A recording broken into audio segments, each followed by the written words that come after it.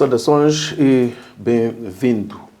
Passado, presente e futuro de Moçambique, depois da proclamação da independência nacional, há precisamente 50 anos, eis a reflexão nos próximos minutos. E para esta reflexão, convidamos hoje Anastácio Chimbeze, portanto, para 2 dedos de conversa, que é bem-vindo para esta reflexão ao longo dos próximos minutos.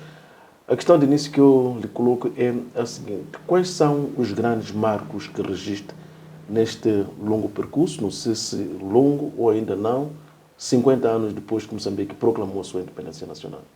Muito obrigado pela oportunidade, obrigado por estar aqui e partilhar algumas notas. Eu, quando olho para os 50 anos da independência nacional, faz-me lembrar em 1978, quando eu entro para a escola primária, lá no distrito do Ile, e alguns marcos, quando hoje volto para o mesmo local.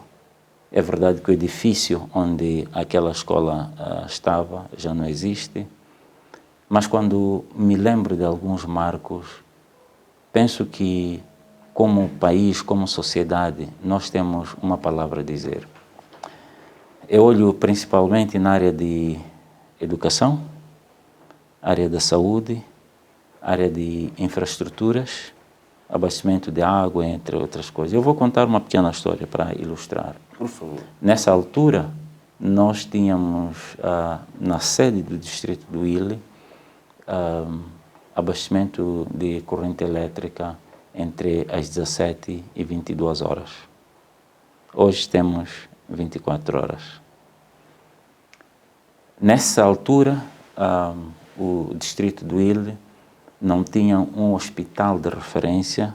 O hospital de referência era Mucuba, a 118 quilômetros do Ile. E me lembro que, infelizmente, tivemos um incidente na família. Um dos meus irmãos engoliu um vidro e teve que ser transportado a 118 quilômetros para ir remover. Bom, quando nós voltamos para hoje e queremos refletir, há muitas coisas que devem ser consideradas. Primeiro é que a sociedade de 1975, na independência nacional, não é igual. Primeiro, em termos ideológicos, em termos de constituição da própria sociedade e mesmo em termos demográficos. Em termos de educação, não somos os mesmos, mesmo na saúde. Se calhar na saúde dizer que, em termos de esperança de vida, o país, penso que deu um salto muito grande. Hoje em dia temos pessoas com 70, 80 anos ainda muito ativas e penso que isso é muito bom. Entretanto, temos muitos desafios. Os desafios que nós temos na área da educação têm a ver com a qualidade da educação. Há um esforço muito grande na expansão do sistema, que é muito bom e salutar.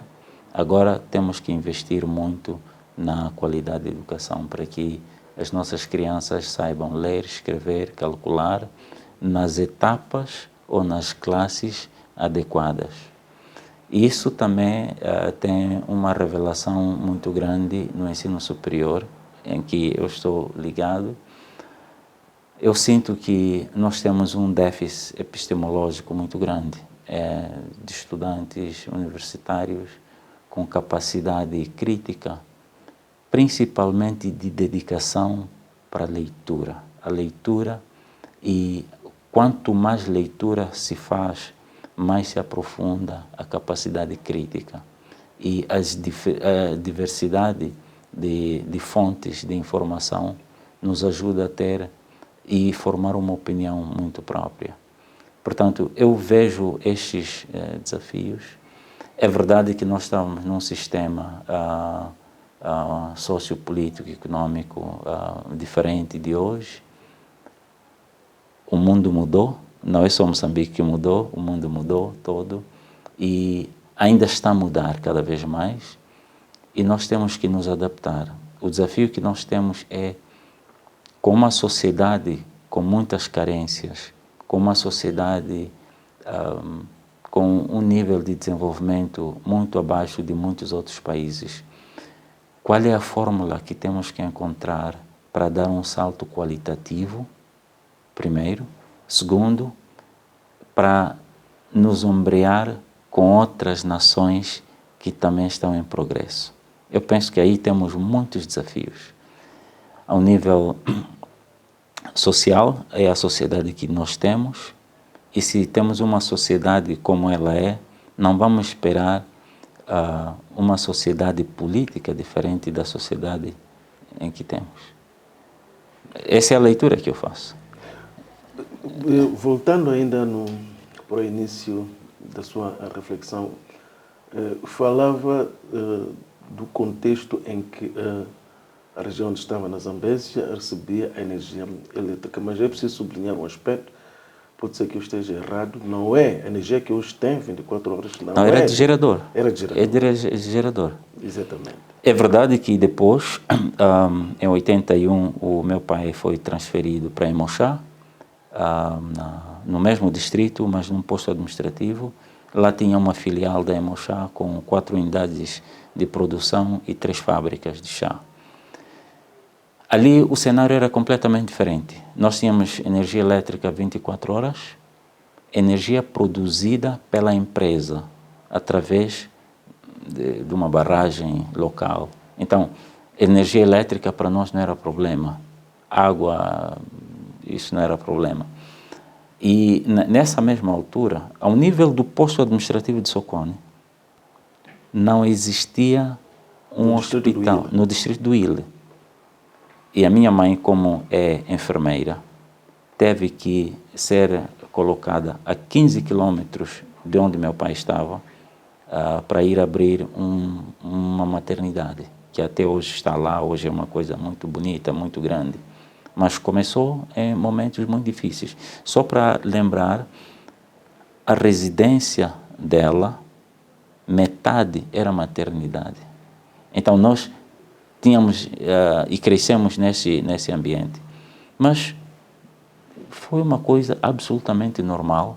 Convivíamos e vivíamos com muitas crianças. E eu me lembro que muitas senhoras ou muitos casais vinham pedir que os filhos tivessem nomes atribuídos pela minha mãe ou meu pai, ou que fossem nossos xarás. Mas isso é impossível, não é possível satisfazer a todos. E até vinham com uma série de ofertas, disso e aquilo. Se fosse na situação atual, seria um escândalo total. Mas aquela era a forma que as comunidades tinham de mostrar sua gratidão por algum serviço. Isso acontecia em muitos outros lugares. Portanto, a sociedade mudou, muita coisa mudou, os desafios são cada vez mais prementes. Na minha opinião, o maior desafio que nós temos é fazer o catch-up. Mas temos que fazer um catch-up muito rapidamente, por um lado, mas por outro lado, temos que recuperar a solidariedade. Nós perdemos isso como sociedade, nós perdemos a solidariedade. Perdemos a solidariedade, perdemos também a empatia. Absolutamente. Só é solidário quem é empático. Porque se você tem empatia, percebe que a dor do outro é igual à minha. Mas repare que Moçambique já teve níveis de solidariedade bastante altos. Em épocas em que o país passava por situações extremamente difíceis. Sim. Não, eu penso que nós, infelizmente, em termos de solidariedade, perdemos quando caímos nesta coisa da aldeia global que vivemos, começamos a misturar muitas outras coisas e parece que nós ficamos mais avançados do que os outros e perdemos-nos. Eu vejo hoje pessoas com uma ambição desmedida e às vezes me pergunto, será que nós temos consciência de que Nós somos humanos, nós somos seres finitos. Vezes há em que eu pensava que, estive convencido de que a Covid haveria de nos ajudar a lembrar de algumas dessas coisas. Passou o tempo da Covid, como se nada tivesse acontecido. O nível de ambição pessoal é tão desmedida que eu não sei. Mas o que é que explica esta tendência dos moçambicanos na atualidade?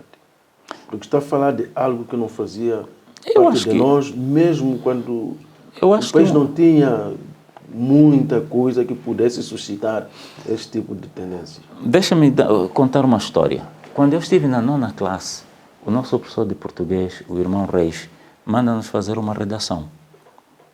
E escrevemos vários temas. E a maior parte de nós escreveu temas ou redações inspiradas em figuras políticas, porque eram o espelho da sociedade. Figuras políticas do pós-independência. Do pós-independência. Mesmo algumas do antes. Por exemplo, muitos de nós escrevemos acerca de Eduardo Mondlane. Não o conhecíamos, ouvíamos as histórias dele, líamos o que... E ficou uma figura emblemática para nós como exemplo. A pergunta que eu tenho hoje é: quais são as figuras que nós temos hoje? Será que nós conseguimos ter os nossos filhos, netos, a olhar para a maior parte das nossas figuras políticas como exemplo? Por isso, aquele provérbio que o exemplo vem de cima. Se nós não temos exemplos bons de figuras públicas e políticas, dificilmente vão inspirar a sociedade. E se não inspiram a sociedade fica sem direção. E se a sociedade fica sem direção, é aquilo que vemos todos os dias. Ou seja, então, na altura, a única figura pública que lhes ocorria era Eduardo Mondlane? Ou pode citar outras? Falávamos muito de Eduardo Mondlane, falávamos de Samora Machel, falávamos de Patrice Lumumba, Kwame Nkrumah, entre outros. Sim, moçambicanos falávamos de Chissano, falávamos de Guebuza, entre outros. Aqueles que Filipe Samuel Magai, Josina Machel, porque é aquilo que nós tínhamos como elementos escritos e nos contavam histórias de autossuperação, de inspiração. Contavam-nos histórias de pessoas que faziam muito mais daquilo que era pessoal. Aquilo era mais para a comunidade. Líamos as histórias deles, olhávamos para os seus percursos e dizíamos: eu quando crescer quero ser como este. Então, são estes exemplos que cativaram a muitos de nós. E a coisa mais interessante é que, no nosso tempo, a aspiração não era para ser alguém com carreira política. Política não era carreira. Nós olhávamos ser professor, ser enfermeiro, ser médico, ser jurista, ser engenheiro, piloto. Até cantávamos: quando eu crescer quero ser piloto, quero voar. Entre coisas que traziam resultados tangíveis e tocavam as vidas das pessoas. Portanto, na vossa visão, as figuras de Eduardo Mondlane, Samora Machel, Joaquim Chissano e Armando Guebuza foram descontinuadas? Bom, não sei se foram descontinuadas, mas hoje nós vemos de forma diferente. Sabemos que o mundo mudou, temos muitas outras figuras que surgiram, mas algumas dessas figuras até são polêmicas. E quando... No bom sentido ou no mau sentido? São polêmicas. Quando uma figura pública entra em polêmica, cria dois campos. Será que o que estão a dizer é verdade ou não? Ou o que se está a dizer acerca desta pessoa é verdade ou não? Mas uma vez que não se sabe, então deixa de ser referência. Lembre-se que nós tínhamos, inclusive, maiores pontos de referências, nossos pais, nossos tios, pessoas do bairro. Por quê? Porque nos mobilizavam para fazer a limpeza, nos mobilizavam para organizar o bairro, nos mobilizavam para cada um de nós ser o guardador do seu próximo. Não me lembro casos de que acho que eu comecei a ver grades nas residências a serem construídas em finais ou no início da década de 90. É o que me ocorre. Porque o nível de segurança era muito alto. Nós nos conhecíamos e nós tínhamos uma confiança alta um do outro. Então, e havia solidariedade até entre alunos. Quando eu tivesse dúvidas, tinha alguém no grupo que poderia sentar comigo e me explicar passo a passo até resolver um determinado problema. E vocês é que cuidavam também da limpeza da vossa escola? Absolutamente. E eu acho que é uma coisa que nós perdemos. Nos países... Mas como é que surge, então, esta perda? Bom, eu não sei explicar. Tem a ver com políticas? Eu acho que tem a ver com políticas e também tem a ver com algum liberalismo. Liberalismo? Sim. Este liberalismo mal interpretado. Eu visitei algumas escolas fora do país. Vou dar um exemplo. No Japão, quem faz a limpeza e a arrumação das salas de aulas são as crianças. A todos os níveis. A todos os níveis. A minha pergunta é, por que é que nós não podemos incentivar isso a acontecer nas nossas escolas? Se é uma coisa que nós já fazíamos, por que é que deixamos de fazer? E eu me lembro que nós tínhamos chefe de turma, adjunto, chefe de grupos, tínhamos chefe de saúde e higiene. O chefe de saúde e higiene, todos os dias, ficava na porta para controlar quem estava bem apresentado para entrar na sala de aula. Portanto, havia disciplina e havia respeito pelas regras que estavam instituídas. Hoje, deixa-se muito a desejar. Outros marcos pela negativa nestes 50 anos? Bom, há muitos marcos, infelizmente, pela negativa, particularmente infelizmente, tivemos o conflito armado que dilacerou o país. Eu vi com muita tristeza as fábricas de chá serem destruídas. Não é ouvir dizer. Tanto como muitas outras pessoas, ficamos no mato durante muitos dias, até semanas. Viajamos a pé durante muito tempo, passamos momentos extremamente difíceis. Nos faltava comida, porque não tínhamos a possibilidade de... Inclusive, nós tínhamos machambas, nós aprendemos a fazer isso, crescemos a aprender a fazer isso. Não tínhamos como ir buscar o sustento. Ficávamos, às vezes, nas montanhas por algum tempo, enfim. Mas também há outras coisas negativas que aconteceram. Eu penso que quando nós entramos no multipartidarismo, nós perdemos o sentido de Estado, porque pensávamos que os partidos políticos, ou a existência de partidos políticos, ou o pluralismo político, haveria de abrir espaço de diálogo e discussão de muitas coisas. Hoje estamos a nos aperceber que aqueles grupos políticos surgiram para seus próprios interesses, por um lado. Mas, por outro lado, a causa da libertação, aos poucos, foi se degradando por outras razões que a gente pode ter dificuldade de explicar, mas, acima de tudo, a visão de construção de uma sociedade de progresso, de uma sociedade sã, perdeu-se.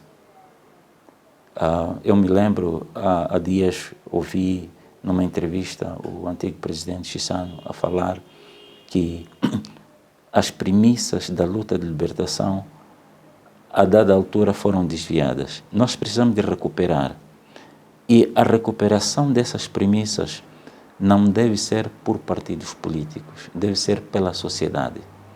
Nós vemos outros países em que o elemento de libertação o elemento de independência, o elemento de progresso não pertence a ninguém. Isso é como o conhecimento. O conhecimento não tem dono. O conhecimento deve estar disponível para o serviço da sociedade, para que se promova o bem-estar das comunidades. Eu penso que é uma das coisas que nós temos que recuperar. Temos que recuperar, inclusive, a solidariedade em que nós entregamos parte do nosso tempo, parte da nossa energia para fazer as coisas para o bem comum, nem que seja no bairro, enfim.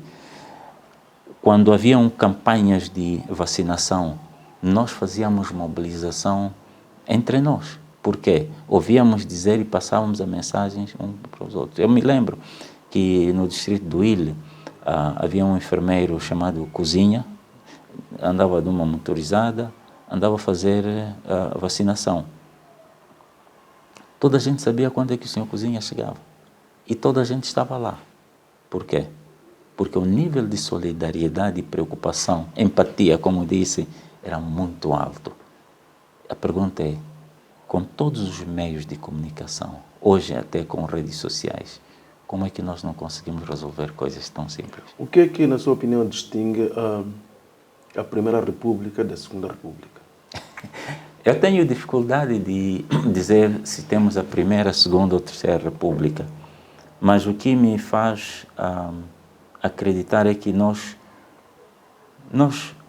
hoje somos muito materialistas. Antes de fazermos uma coisa, queremos saber quanto vamos ganhar, ou que benefícios teremos. Daí, volto. No passado não era assim. Eu me lembro que até quando nós fizéssemos alguma indisciplina ou cometêssemos algum erro, éramos primeiro castigados e daí procuraríamos justificar. Hoje, as pessoas estão mais preocupadas em justificar pela negligência, pela incompetência, pela corrupção e muitas outras coisas que infelizmente deleceram a nossa sociedade. Quando fala do passado, fala de 75 até quando? Eu estou a olhar muito até 92, 93, particularmente. É verdade que eu, nessa altura, 93, eu comecei a trabalhar, tinha 20 anos.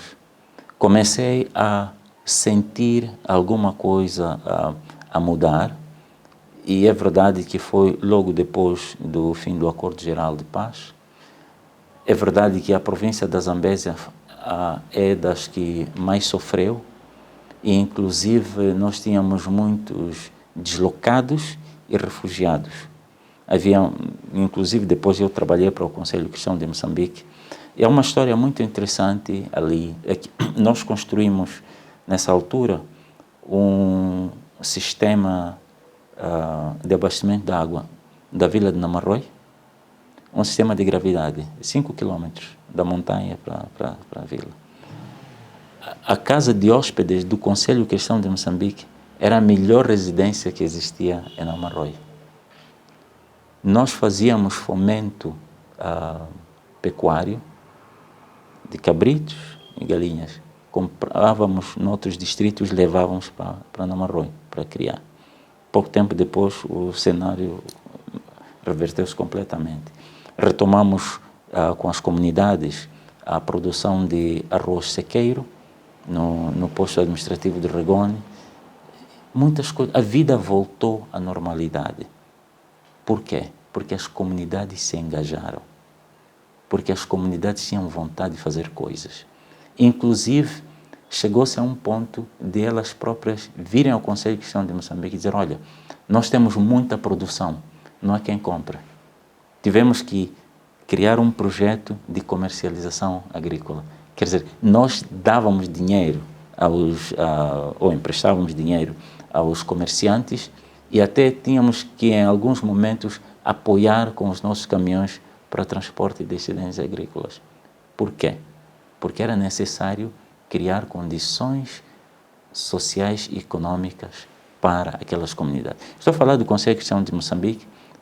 Houve muitas outras organizações que trabalharam em vários distritos. Eu me lembro que a IBIS, nessa altura, começou com programas, por causa da expansão da rede escolar, começou com programas de reconstrução escolar com base na comunidade. As comunidades é que fabricavam tijolos, queimavam, e eles traziam cimento, a própria comunidade, cimento, ferro, portas e chapas de zinco. As comunidades construíam as escolas. A pergunta é, por que hoje isso não é possível? O que é que não fez bem a abertura do país com a aprovação da Constituição de 1990? Não sei se alguma coisa não fez bem. Provavelmente nós tivemos uma interpretação diferente daquilo que era a intenção e, se calhar, começamos a dar passos muito largos do que aquilo que nós tínhamos capacidade e chegamos a um ponto. É verdade que também tínhamos algum desconhecimento sobre algumas regras, algumas coisas básicas e, de alguma forma, fomos enganados. Fomos enganados e eu acredito na boa fé e na boa intenção dos dirigentes políticos nessa altura, porque faziam muito esforço para que as comunidades tivessem um estado de vida bom. Mas a coisa que mais me impressiona é que não eram pessoas muito estudadas quanto nós temos hoje. Hoje temos pessoas muito estudadas em algumas instituições públicas, privadas ou organizações que estão mais preocupadas em como tirar benefícios para mim.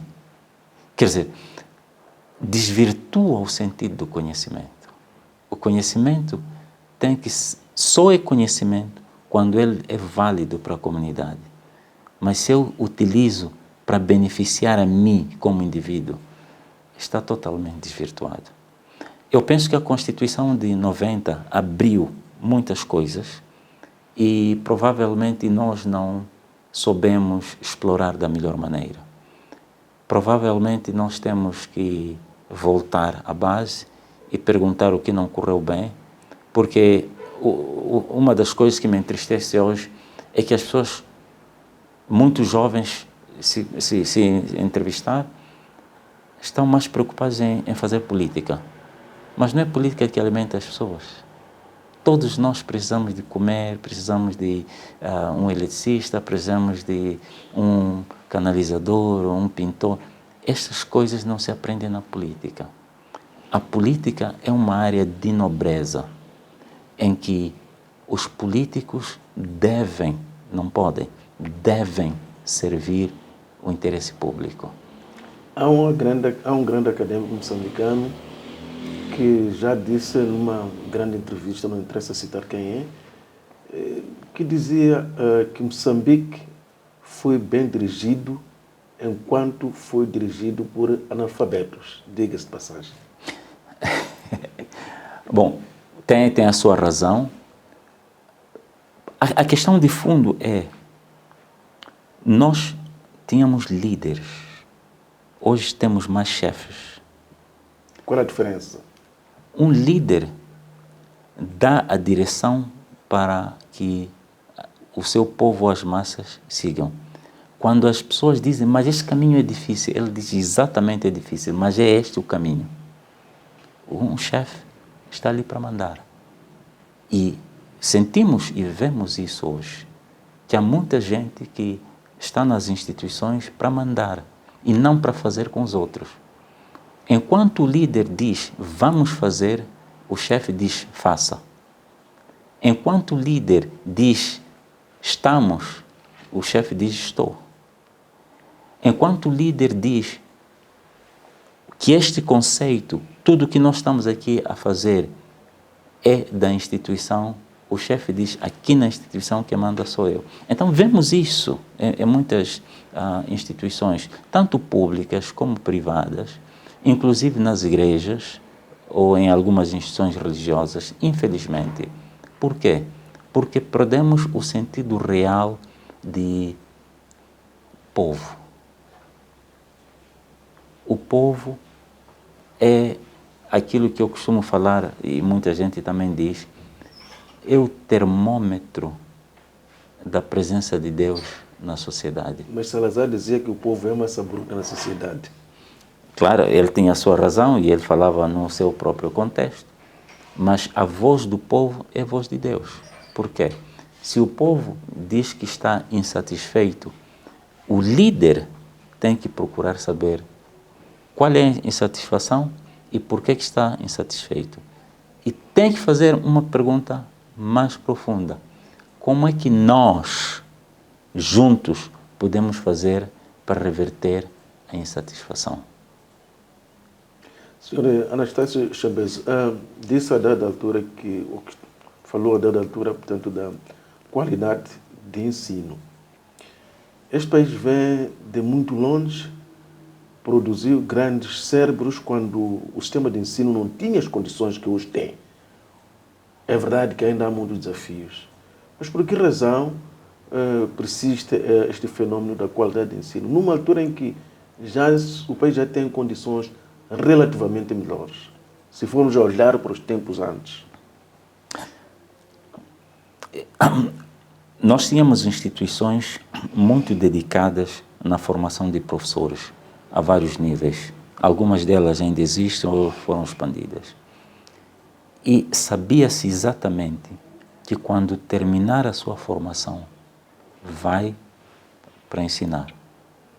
Hoje a situação é diferente. Há pessoas que vão fazer curso de professores, faz a formação de professores, termina, está à sua sorte. Quer dizer que nós temos que parar como país e perguntar-nos quantos professores nós vamos precisar daqui a 5 ou 10 anos. E projetar as instituições a formar pessoas, naturalmente com alguma margem de erro, ou para suprir, porque nós estamos, imagine que formemos, por hipótese, 1000 professores do ensino básico, todos os anos, mas a capacidade de absorção é de 500.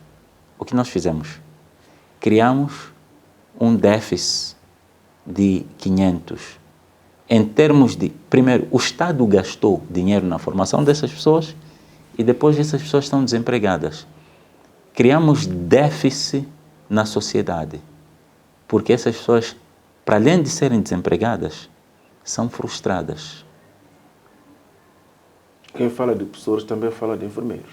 Em várias instituições. Há muitos enfermeiros formados, quero acreditar que alguns deles, ou muitos deles, com uma boa formação, estão no exército do desemprego. Absolutamente. Então, se nós não temos uma planificação da nossa sociedade, da nossa economia, de forma muito clara, corremos o risco sempre de lançar números e não atingir esses números, ou atingir de forma diferenciada, mas o maior risco é termos sempre um exército de desempregados.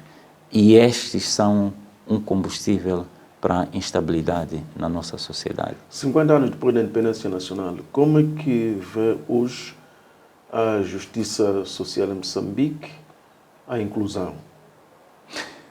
Bom, quando nós insistimos muito no conceito de inclusão, significa que nós reconhecemos que excluímos.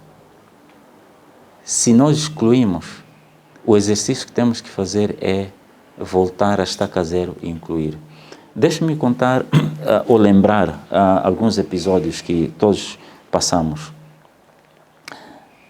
Depois da independência, havia um exercício deliberado de tirar pessoas de todo o país para determinadas áreas.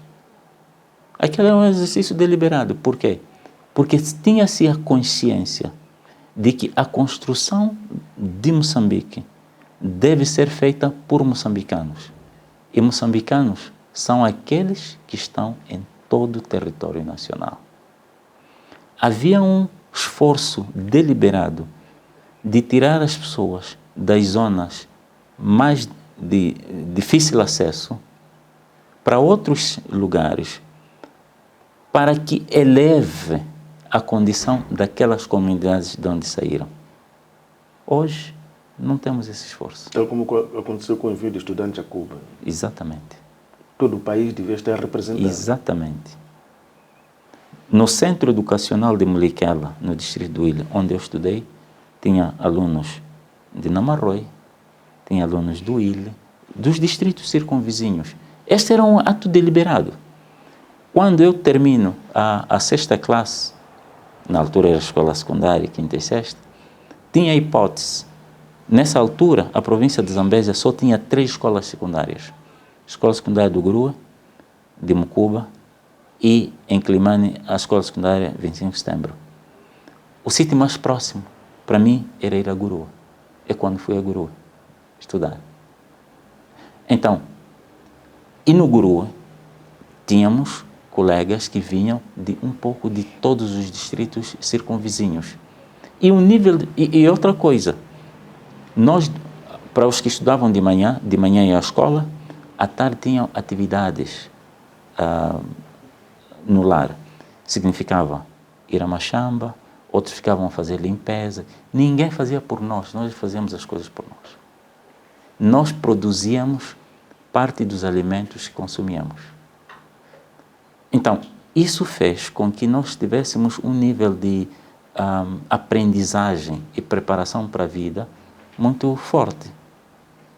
E isso aí não implicava e não interessava se de onde você vem tem boas condições ou não. No lar, todos eram tratados de forma igual.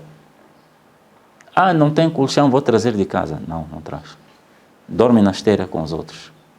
Um dos marcos pela negativa, como disse, que nestes 50 anos foi a guerra dos 16 anos. Sim. E hoje celebramos os 50 anos com os acontecimentos na província de Cabo Delgado. Na sua opinião, era possível o país ter evitado a guerra dos 16 anos? Era possível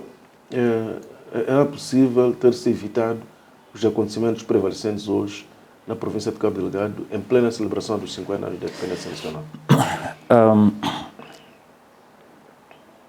Depois de aprender, estudar e andar um pouco pelo mundo, eu digo que seria muito difícil evitar a guerra dos 16 anos. Por quê? É preciso lembrar o contexto da Guerra Fria. E às vezes, quando nós olhamos para outros países, percebemos melhor o nosso. Eu vou olhar para Angola. É preciso olhar para Angola e perceber a complexidade da Guerra Fria. Olhas para Angola, estudas o conflito e depois, por exemplo, percebe que Cuba mandou um exército ou um contingente muito grande para lá. África do Sul estava lá, mas eram aquilo que nós hoje chamamos de guerra de procuração. A pergunta é, era possível evitar em Moçambique? Dificilmente. É preciso olhar para o contexto da África Austral, nessa altura. A Namíbia e olhar a Rodésia do Sul. Sim. É preciso olhar neste contexto. É preciso olhar para o Malawi, o papel que fazia com Camuzu Banda. E é preciso olhar, infelizmente fala-se pouco, mas a Zâmbia fez muito para a nossa independência. O Kenneth Kaunda fez tanto quanto o Julius Nyerere. Fizeram tanto. E Moçambique tinha um nível alto de solidariedade para com o povo do Zimbábue. Enfim, há muitas coisas que podem ser ditas. Na questão da guerra de Cabo Delgado, eu tenho alguma dificuldade de dizer se seria possível evitar ou não, mas provavelmente a escalada poderia ser diferente se nós tivéssemos um nível de preparação e previsão ou previsibilidade diferente. Mas também pergunta-se, e durante aqueles momentos na Zona Centro, também seriam evitáveis. Por quê? A Constituição de 90 provavelmente não foi muito bem explorada. E o conceito de inclusão não conseguimos até hoje assimilar. Eu não estou a dizer somente ao nível político, ao nível religioso, ao nível econômico, entre outros. Então, eu penso que agora nós temos a oportunidade de fazer um restart, mas é preciso termos a coragem de chamar as coisas pelos seus próprios nomes e dizer que as coisas estão erradas, estão erradas. Senhora Anastácio Chambers, nestes 50 anos da independência do país, não é menos verdade que Moçambique não chegou a ter uma paz efetiva, tirando aquele intervalo dos 20 anos depois da assinatura dos acordos de Roma, portanto, pondo fim à Guerra dos 16 anos. Agora impõe-se olhar para o futuro. O que é que o país tem que fazer para, em definitivo, trazer, não sei se é de volta ou trazer, mesmo que nunca chegamos a ter, uma paz duradoura, uma sociedade totalmente diferente do que hoje é Moçambique, uma sociedade que só pensa em boas coisas, só pensa em desenvolvimento. Obrigado. Nós não tivemos uma paz efetiva. Nós, no conceito de conflitos, nós tivemos uma paz negativa. Quer dizer, é a ausência de violência e tudo mais, mas falta de desenvolvimento, falta de coesão social, falta de reconciliação nacional. O que nós temos que hoje fazer é este conceito de unidade nacional, nós temos que explorar com maior profundidade. A unidade nacional traz consigo elementos de solidariedade, elementos de empatia, elementos de desenvolvimento, em que, se nós utilizarmos os recursos locais, podemos fazer uma diferença grande. E as comunidades não precisam de muito para estar em paz. Precisam de infraestruturas básicas, precisam de cuidados primários de saúde, precisam de educação básica de qualidade e precisam de liderança, acima de tudo, liderança. Hoje, em neurociência, estuda-se muito a questão da liderança e vieram com um conceito de, eu vou usar o termo em inglês, liderança em inglês é leadership. E na neurociência está-se a dizer, nós temos que fazer leadership, que é mudança de liderança. Porque o leadership significa líder, mas ship, que é barco, afundou. Então, porque afundou, temos que fazer uma mudança radical. Mas essa mudança só é possível quando há coragem. E é preciso lembrar que toda mudança radical tem riscos. Temos que estar preparados para os riscos das mudanças. O outro marco que é inevitável citar nesta conversa foi a grande viragem que Moçambique teve quando, em definitivo, adere às instituições da Bretton Woods. Estamos a falar do Banco Mundial, estamos a falar do Fundo Monetário Internacional. O que é que veio a mudar, se é que chegou a produzir alguma mudança na sociedade moçambicana, entre os moçambicanos? Quando lhe convidarem para um café, quem vai determinar a música é quem paga a conta. E eu penso que nós temos hoje a possibilidade de começar a negociar em pé de igualdade com essas instituições para redefinição. Aliás, ouvimos e vemos que em algum momento essas instituições perderam alguma credibilidade na forma da sua atuação. E penso que Moçambique tem oportunidade e tem estado a fazer isso, mas precisamos de fazer com um pouco mais de incisão, né, para mudar o paradigma. E colocar os interesses de Moçambique e dos moçambicanos em primeiro plano. Quando não é possível ceder, é preciso dizer, não conseguimos ceder, ou não vamos ceder. Mas também quando alguma coisa não está bem, penso que nós, como sociedade, temos que começar a vir ao público e dizer, olha, nós prometemos que iremos fazer isto, não conseguimos. A nossa intenção era ir por este caminho, mas tivemos dificuldades, por isso estamos naquele caminho. E as pessoas compreendem. Uma coisa muito importante que as pessoas vão fazer chama-se perdão. Só é perdoado quem reconhece que cometeu um erro ou uma falha. E quando a gente reconhece, significa que tem um sentido muito profundo de autoexame. Todos nós cometemos erros. Todos nós, ao longo da nossa caminhada, cometemos erros.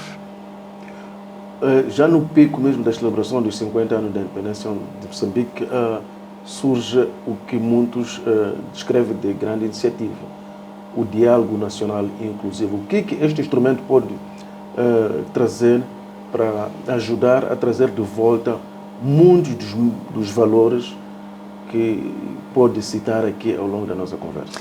Penso que um dos elementos fundamentais é a redefinição da política. E aqui os políticos e os partidos políticos têm a oportunidade de se redefinir, têm a oportunidade de redefinir conceitos e práticas de política. E penso que é a oportunidade de nos perguntarmos qual é a função de um partido político. E, na minha opinião, será um momento, depois deste processo inicial, começarmos, inclusive, o processo de revisão da lei dos partidos políticos. Porque há partidos políticos, desculpa o termo, não nos ajudam. Os partidos políticos devem ajudar e devem trazer críticas construtivas, mas é preciso serem consistentes. Não precisamos de partidos políticos sazonais. Tanto que só aparecem em épocas eleitorais. Por quê? Porque há dinheiro. Eles não têm opinião firmada a longo prazo. Não têm uma visão de construção de uma sociedade sã e harmoniosa. Não têm um projeto político de governação e governabilidade do país. Nós precisamos disso. E qual é a responsabilidade que se assiste à religião? A religião, como é uma instituição, tem a responsabilidade, primeiro, nós precisamos de nos organizar nas nossas instituições religiosas. Há muita anarquia e eu penso que o Estado tem que vir com muita força e tomar medidas. Estamos a ver que as confissões religiosas, algumas delas, surgem como meros negócios, como promessas falsas de milagres. Não há milagre no vazio. Deus não opera milagre no vazio. Então, é preciso incutir isso na sociedade. E é preciso lembrar que há sociedades com poucas religiões ou sociedades seculares, economicamente prósperas, socialmente coesas. A pergunta é, qual é o fator religião? E para terminar? Eu penso que nós temos que refletir como sociedade de forma muito profunda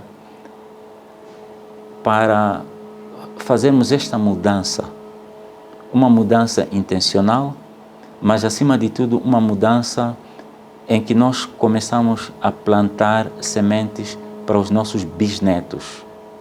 Se nós tivermos a sorte de ver as flores das primeiras árvores, graças a Deus. Mas se não tivermos essa sorte, não devemos estar preocupados. O mais importante é que nós temos que criar instituições e criar um Estado estável, que é para evitar que os ciclos governativos sejam ciclos de instabilidade ou polos de instabilidade. Anastácio Chambeze, acadêmico religioso, foi o nosso convidado para esta reflexão no âmbito das celebrações neste 2025, dos 50 anos depois que Moçambique proclamou a sua independência nacional. Corria o ano de 1975, nomeadamente a 25 de junho. Fica aqui o nosso muito obrigado pela preferência e fique bem.